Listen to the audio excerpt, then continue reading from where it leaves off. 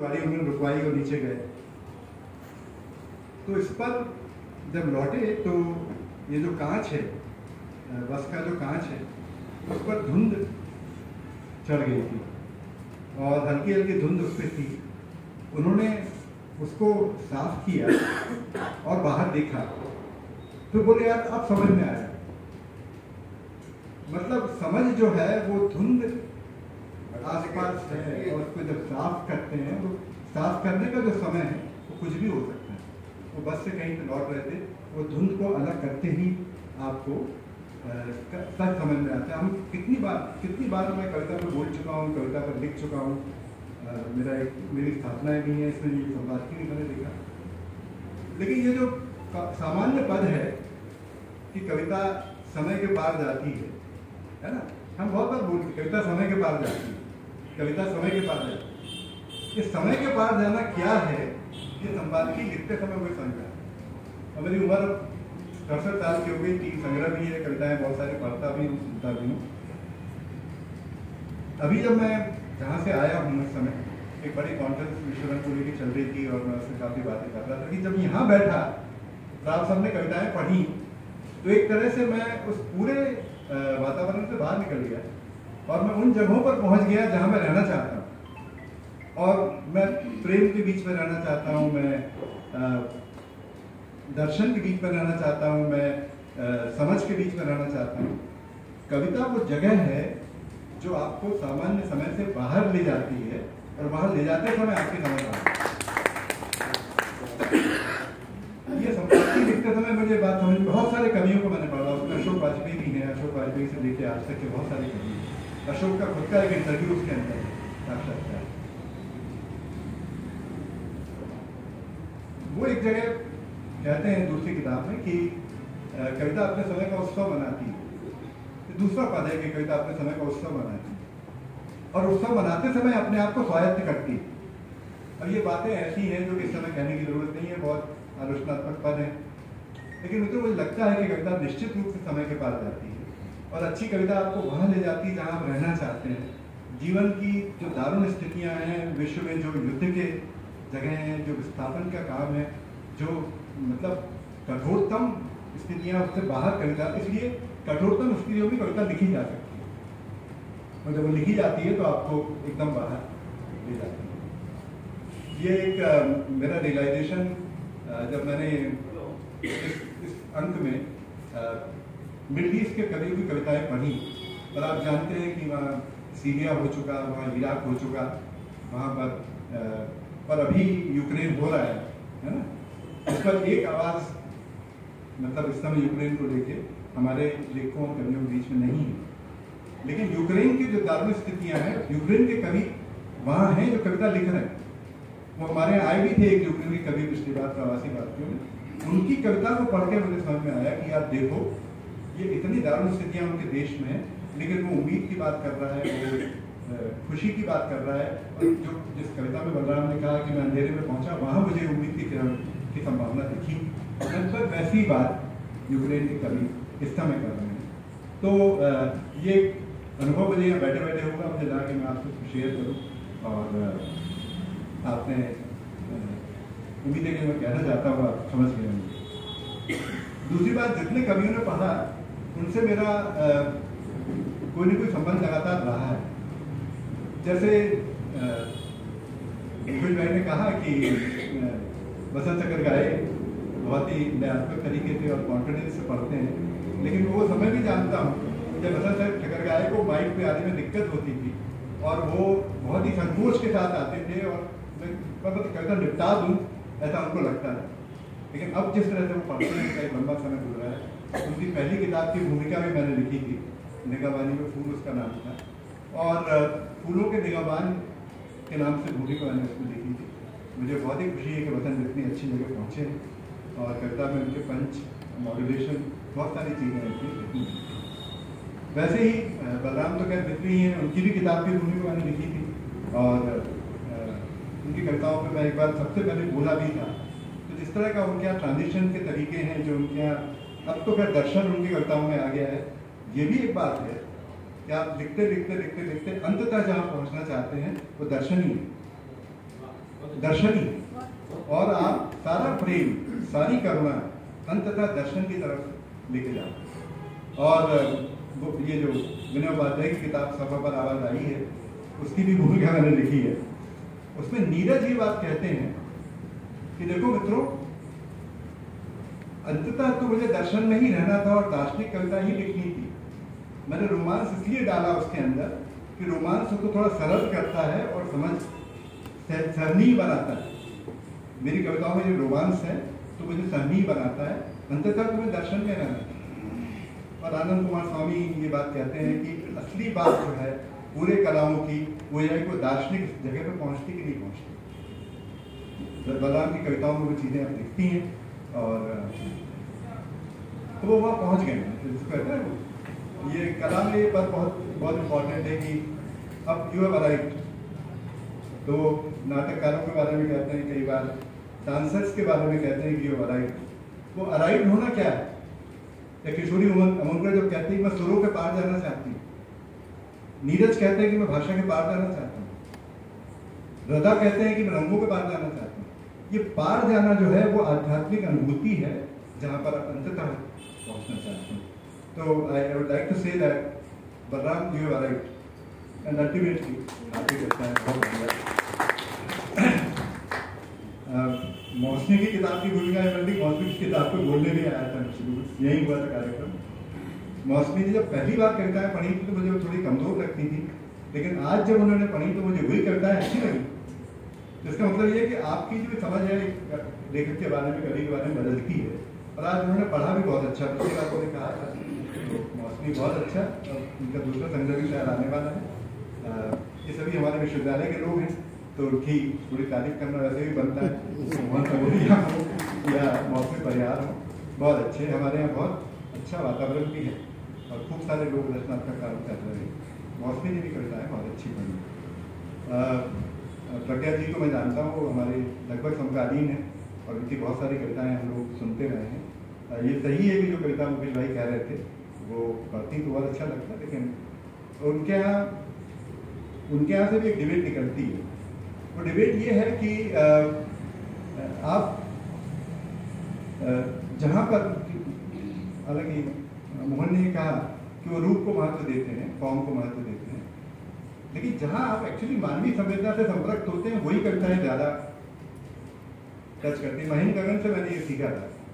मैं महेंद्र के बहुत सारी वैचारिक कविता, उसकी भूमिका भी लिखी थी मैंने। उसके बाद बहुत सारी विचार कविताएं लिखी और बहुत सारी अनुभव की कविताएं लिखी, और जहाँ विचार अनुभव संतुलित दृष्टि से रखता था कविता बहुत अच्छी लगती।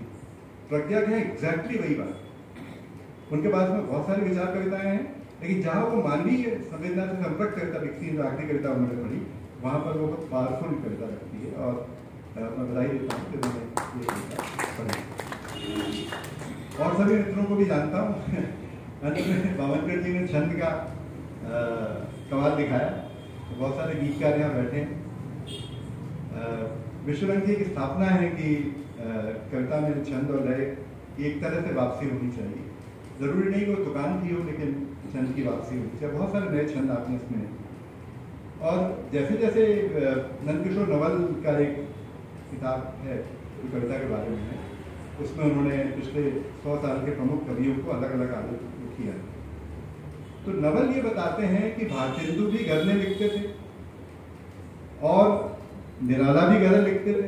निराला गीत तो लिखते ही थे, और जितने बड़े कवि हमारे हैं वो सारे कवि छंद भी लिखते थे और नई मतलब अतुकान कविता भी लिखते थे। ये छंद से कोई परहेज की आवश्यकता नहीं।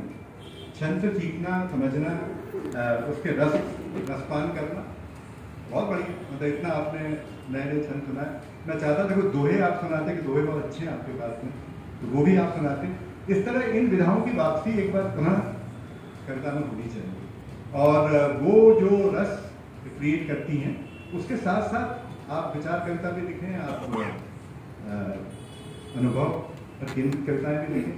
लेकिन छंद से परहेज जो है नई कविता में आया बाद में। ये कहा जाने लगा कि आज का अनुभव जो है वो एक्सप्रेशन में नहीं आता है, तो उसके लिए हमें उससे बाहर निकलना पड़ता है। ठीक है, निकलिए, लेकिन लय कम से कम हमको पकड़ के रखना चाहिए। वामनकर ने बहुत अच्छे प्रेम गीत सुनाए और मुकेश भाई की स्थापना अपनी जगह पर है। तो मुझे कविताएं सारी बहुत अच्छी लगी। मुझे लगता है कि मैंने सबके बारे में बोल दिया। ममता जी, ममता जी तो इतनी स्थापित कवि हैं, कवियत्री हैं,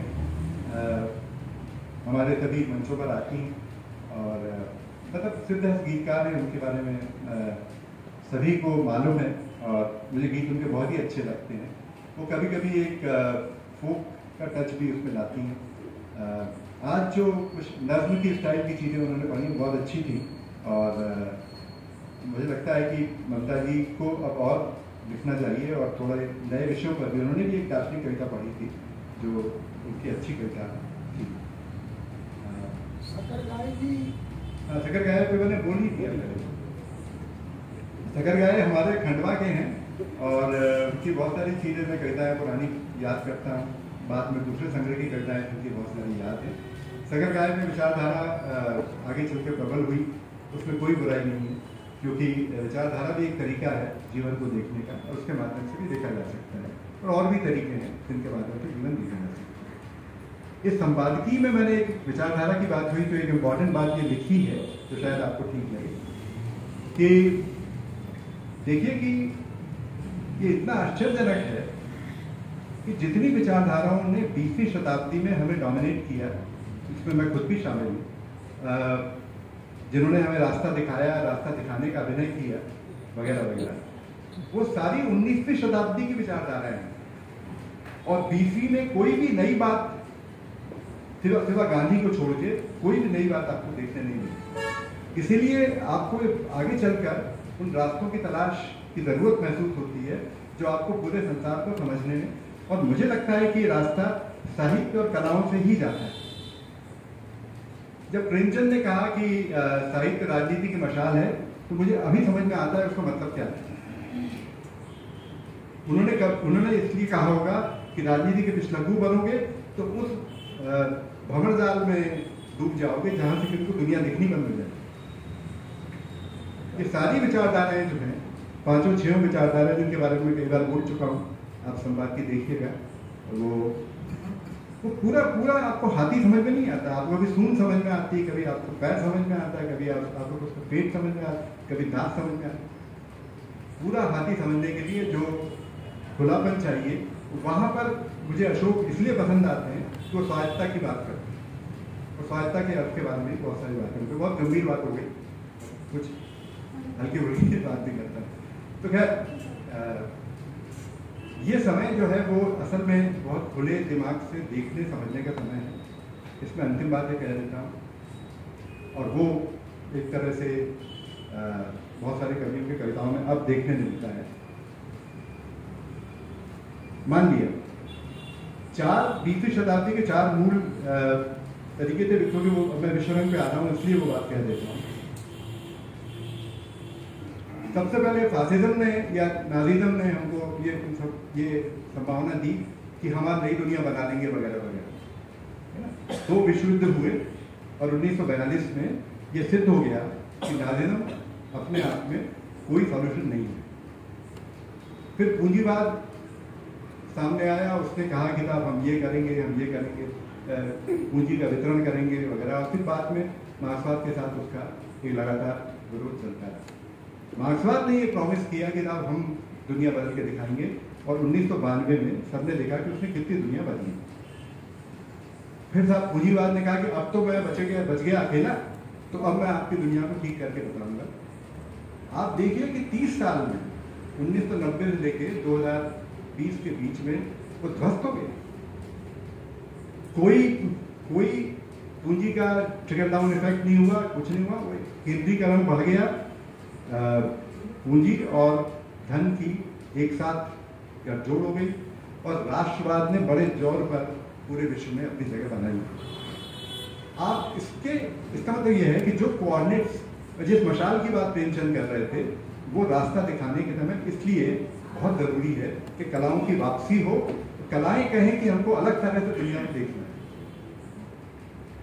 हम चित्रों के माध्यम से, हम टैगोर के मौन के बारे में बात करें, टैगोर की पेंटिंग्स के बारे में बात करें, टैगोर की अंतर्राष्ट्रीयता के बारे में बात करें, टैगोर के खुली सीमाओं के बारे में बात करें, हम श्री अरविंद की जो अतिमानव की बात पे दोबारा देखिए उसको। हम प्रकृति के साथ समन्वय गांधी की बात करें, आपको कोविड में किसने कोविड नहीं देखा और किसको ये नहीं मालूम कि कोविड क्यों हुआ। यदि बायोटेक्नोलॉजी और बायो इन्फॉर्मेटिक्स के माध्यम से आप छेड़छाड़ करते ही चले जाएंगे, आप नए मनुष्य को बनाने के बारे में बात करेंगे, आप बायोटेक्नोलॉजिकल सेल्स को बदलने की बात करेंगे, तो वही होगा जो आपने अभी कोविड में देखा है। अब वो अवसर है जिसमें कि हमको और जोर से ये बात कहनी है कि कलाओं के बीच में समन्वय होना चाहिए, कलात्मक दृष्टि का एक अलग विकास होना चाहिए। फिलहाल जैसा कि फ्रेडरिक जेमसन ने कहा कि हमारे पास कोऑर्डिनेट्स नहीं है, हमारे नक्शे गुम हो गए हैं और इन कोऑर्डिनेट्स के माध्यम से देख नहीं पाते, तो नक्शों को दोबारा प्राप्त करने की जरूरत। असल में विश्वरंग ये प्रयास करना चाहता है। विश्वरंग ये चाहता है कि इस नक्शों को दोबारा बनाया जाए। हमारी जो समझ के नक्शे हैं, हमारी दार्शनिकता के जो नक्शे थे, और वही मैंने कुमार स्वामी की बात, दर्शन सबसे इंपॉर्टेंट था। आपके घर में ये दर्शन जो है आपके माता पिता से, आपकी परंपरा से, आपके धर्म ग्रंथों के माध्यम से, एक लंबी परंपरा के, और उसके बाद में विचार विमर्श के माध्यम से प्रखाड़ा होता है। उस पर आप साहित्य का आधार रखते थे, आपने उसे ध्वस्त कर दिया और अब आपको नक्शे देखने नहीं, इसलिए आप बोलते हैं दुनिया में कुहासा है, हमें समझ में नहीं आ रहा, मैं कैसे पे लौटता हूँ। वो धुंध जो है वो छाई हुई है, इसको निपटाओगे, हटाओगे, तो मेरे ख्याल में हम साफ दुनिया देख पाएंगे। ये मेरे पहले वक्तव्य का अंतिम। ये विचारधारात्मक धुंध भी हो सकती है, ये अपनी खुद की टेक्नोलॉजी की धुंध भी हो सकती है। गतियां इस कदर तेज हैं कि आपको दिखता ही नहीं कि कितनी देरी से हमारे चीजें बदल गई हैं। बहुत सारी चीजें हैं, इस पर विश्लेषण बात करता है। अगले 5 मिनट में